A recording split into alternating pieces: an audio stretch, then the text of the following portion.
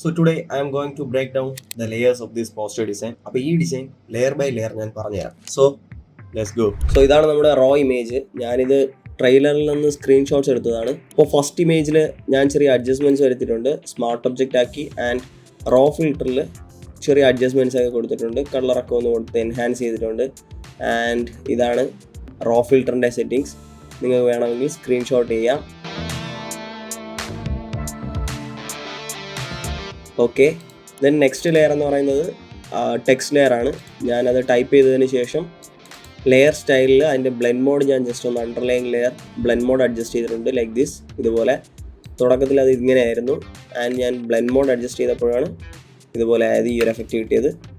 Next layer എന്ന് പറയുന്നത് അടുത്ത ഇമേജ് ആണ്. അതിലും ഞാൻ സ്മാർട്ട് ഒബ്ജക്റ്റ് ആക്കിയിട്ട് റോ ഫിൽറ്റർ കുറച്ച് അഡ്ജസ്റ്റ്മെൻറ്റ്സ് ചെയ്തിട്ടുണ്ട്. ഇതൊക്കെയാണ് അതിൻ്റെ ലൈറ്റിംഗ് അഡ്ജസ്റ്റ്മെൻറ്റ്സ്. ഇതിൻ്റെയും സ്ക്രീൻഷോട്ട് എടുക്കാം. ഓക്കെ, സോ ഇതിൻ്റെ ബിഫോർ എന്ന് പറയുന്നത് ഇങ്ങനെയായിരുന്നു, ആഫ്റ്റർ ഇതാണ്. ഫസ്റ്റ് ഇമേജിൻ്റെ ബിഫോർ ഇതും, ദെൻ ആഫ്റ്റർ ഇതും. നെക്സ്റ്റ് ലെയർ എന്ന് പറയുന്നത് ടെക്സ്റ്റ് ലെയർ തന്നെയാണ്. OG എന്ന് ടൈപ്പ് ചെയ്തിട്ടുണ്ട് ആൻഡ് അതിന് ഞാൻ ചെറിയൊരു മാസ്ക് അപ്ലൈ ചെയ്തു. ദെൻ കുറച്ച് ഭാഗങ്ങൾ ഞാൻ എറൈസ് ചെയ്ത് മാറ്റിയിട്ടുണ്ട്. നെക്സ്റ്റ് ലെയർ ഒരു ലൈറ്റിംഗ് കൊടുത്തതാണ് യൂസിങ് ബ്രഷ് ടൂൾ. അത് നോർമലി ഇങ്ങനെയായിരിക്കും കിട്ടുന്നത്. ഞാനതിനെ ലീനിയർ ഡോഡ്ജ് ആഡ് എന്ന് പറയുന്ന ഈ ഒരു ബ്ലെൻഡ് മോഡ് ആക്കിയതിന് ശേഷമാണ് ഈ ഒരു ലുക്കിലേക്ക് അത് മാറിയത്. അടുത്ത ലെയറും ചെറിയൊരു ലൈറ്റിംഗ് ലെയർ ആണ്. അതിനും നോർമലി ഇങ്ങനെയായിരുന്നു കാണുന്നത്.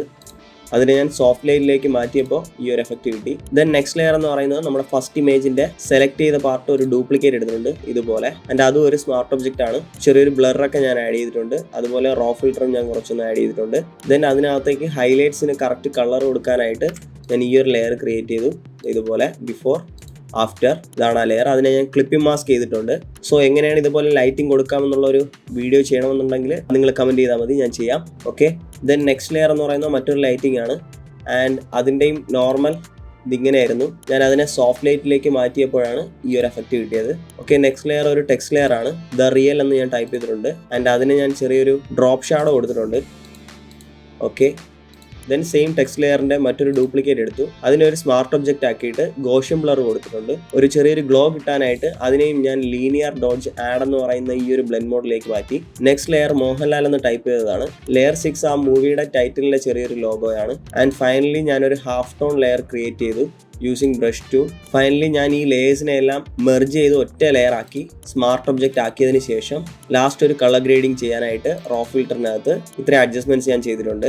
റോ ഫിൽറ്റർ ചെയ്യുന്നതിന് മുൻപ് ഇങ്ങനെയായിരുന്നു, ചെയ്തതിന് ശേഷം ഇതിങ്ങനെയായി. സോ ഇത്രയേ ഉള്ളൂ നമ്മുടെ break down video and this is the final result. ഈ വീഡിയോ ഇപ്പോൾ തന്നെ സേവ് ചെയ്തോ. ഇതുപോലെയുള്ള വീഡിയോസിനായി പേജ് ഫോളോ ചെയ്തോ. ബൈ.